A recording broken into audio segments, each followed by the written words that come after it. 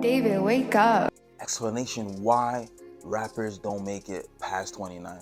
And I want to specifically talk about Toronto rappers.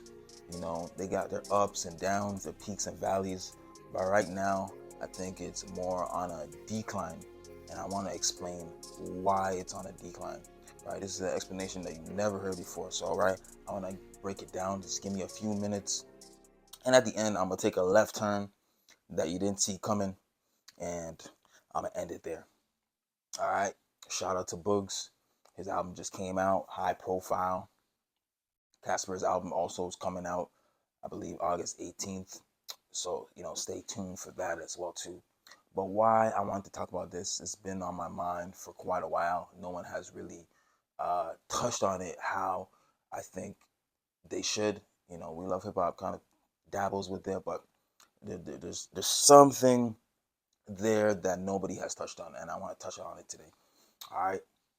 The reason why it's going on a decline, or you really don't get past your peak when you get to 29. Most people don't even make it to 29, But if you make it 29, it's a pretty good job. You're doing well.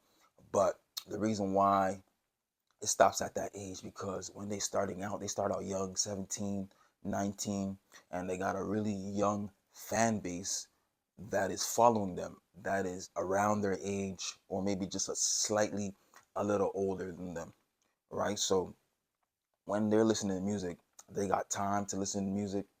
They got the extra money to spend to go to the shows because they're not saving. They don't have a family, right? They don't got responsibilities. They're living with their parents, right? So they got all the time in the world to back up these rappers, right? Even maybe when they're 24, 25, right? They're still young, still figuring out life. So they still got some extra time and extra money to spend and back up these young rappers. But when you get into the 29 range, 30 range, now everybody's really getting tight on life if they haven't figured things out yet. All right. They're trying to pay their bills now, right? They might have a family they got to take care of, right? So they're not going to spend the extra money to go to a show, right? They're not going to spend a few hours sitting back on Spotify listening to these rappers, right? So their fan base have grown with them all throughout, but now when they get to a certain age, they drift away because their lifestyle is completely different, right? So they got to generate a whole new fan base to follow them, right? And at the same time, when they do get to that age, right now, are they relatable? What are they talking about now? Now they got some money now, right? So their lyrics is completely different to when they were 19, when everybody in the fan base can relate to them, right? So now they're not even relatable now. So the bangers that they were doing when they were younger is not hitting to the people that have been following them for a long time, right? So they gotta find a way to switch up the music, get different inspiration. And I realized how to do that is, to get away from the game for a while, to get a game to I don't want to say go to jail, but to take a break so folks can miss you, like how Booggz has been away for 4 years, and how Casper has been away for a few years. And he was talking about in CBC News interview that he almost quit until he created the popular song "The Market." Then he realized, you know what, there's something there. Let me continue, right? And sometimes you gotta take a break from what you're doing so folks can miss you, and then you get back to it. But if you're Drake, you don't have to really take a break. You can just keep on going, keep on making music. All right. So that's one of the main reasons why rappers can go on a decline, especially when they're getting out of their 20s and starting to go in their 30s, right?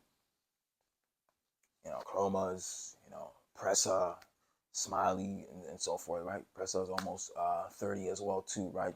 And his music was going on decline. His album was okay, it came out a couple months ago, but it didn't do the numbers that he was looking for. It didn't do the numbers that he's used to, right? And once again, the reason for his situation is that he moved to the States. And when you move to the States, you gotta cultivate a different fan base, right? The ones that are from home, they're not necessarily going to follow you, right? The algorithm's different, right? They're listening to you, yes, less. They don't know what's fully going on in your life, right? So you kind of lose some of them, and you have to gain a new fan base in a different country. And if you're not able to do that, which the states will make it really hard for you, because they jealous, they want to be on top of everything, right? So they're gonna make it as hard as possible for you to get to the top, right? And I realized that's what happened to him. He never fully um, got all the love that he needed to get to the next level while he was there, right? So um, you gotta really think about it when moving. Do I stay home? Do I, just travel back and forth, or do I really take that leap and go to across the border and try something different, right? So I don't think it fully worked in his favor, but I'm sure he got the exposure that he need, um, the lessons that he need, the life lessons that he needed to move on into his 30s, right? And lastly, the left turn that I wanted to take is, I just want to say this. I just want to encourage you guys, that God is getting, for some of us, to redirect us in our path, right? We've been trying to go on a path that is not working, that God doesn't want us to take, but He's getting ready to redirect us in our life to do something that we've never done before, to do something different, to do something greater in our life. But He doesn't want no pushback. Just do and go where God is telling you to go. All right. Peace.